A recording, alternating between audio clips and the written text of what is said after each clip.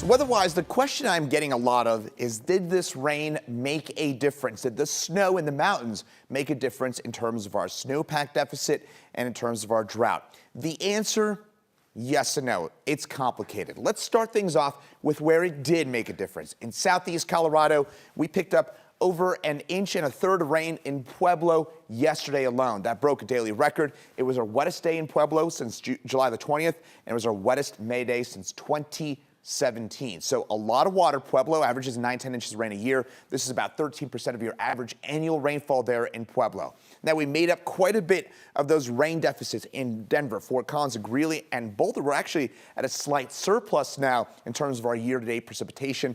These numbers are not finalized, so we about made up our entire deficit in 2025 on the Eastern Plains in terms of that rainfall. I should say really the I-25 corridor, the Eastern Plains, not quite as much rain. However, this is the not so good news, is we did make up some ground in terms of our snowpack, but our numbers really lagging. And it's really two basins that felt the kind of good news side of this snowstorm, the South Platte River Basin and the Arkansas River Basin. But west of the Continental Divide, we just did not see a lot of snow out of this system, that we did make up some ground in southern Colorado. So snowpack, we got a small boost, still a little TBD in terms of how much of one we got.